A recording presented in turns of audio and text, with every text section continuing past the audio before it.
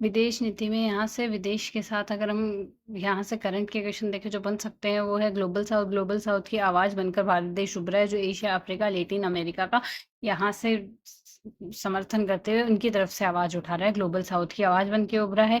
और ईओरा की full form है इंडियन ओशियन रिम एसोसिएशन की अध्यक्षता 2025-26 तक इसने ग्रहण की है भारत ने। इंडियन ओशियन रिम एसोसिएशन जिसका उद्देश्य है यहाँ से 2025 से लेकर 27 तक ग्रहण किए, जिसका उद्देश्य है विश्व हिंद महासागर के व्यापार व समुद्री सुरक्षा का नेतृत्व करना है। हिंद महासागर के व्यापार व समुद्री सुरक्षा का इसमें नेतृत्व करना है। 2026 में ब्रिक्स में देश शामिल है ब्राजील, रूस, भारत, चीन, दक्षिण अफ्रीका। ब्राजील, रूस, भारत, चीन, दक्षिण अफ्रीका की अध्यक्षता करेगा भारत 2026 में। G7 के यहाँ से देशों में सम्मिलित नहीं है पर आउटरीच देश का प्रतिवर्ष आमंत्रित किया जाता है भारत।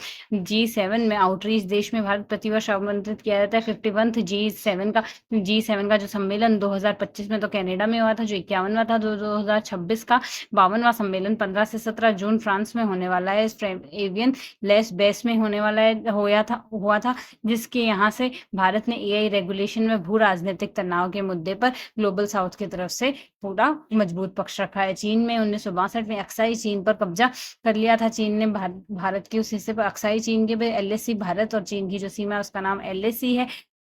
और 2017 में डोकलाम विवाद था। 2020 में गलवान विवाद था। डोकलाम विवाद के बावजूद भारत और चीन जलवायु परिवर्तन के मुद्दे पर इनमें सहमति बनी थी। अमेरिका का सुपर 301 था। सुपर 301 में व्यापार अधिनियम 1974 जो अमेरिका का है वो इसकी धारा के तहत अमेरिका एक तरफा आर्थिक प्रतिबंध लगा देता है किसी भी देश पर। जैसे 1989 से 90 में भारत जापान के खिलाफ इसमें प्रतिबंध लगाया था।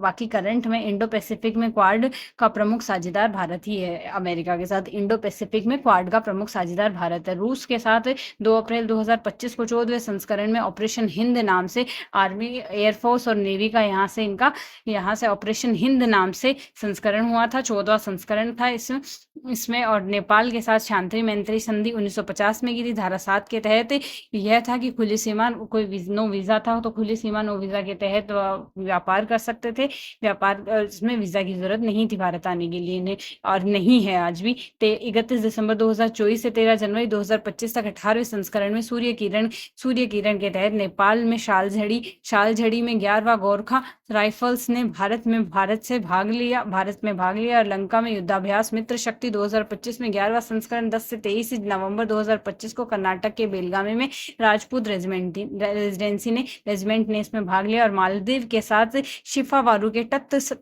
रक्षक बंदरगाह में एकता हार्बर नाम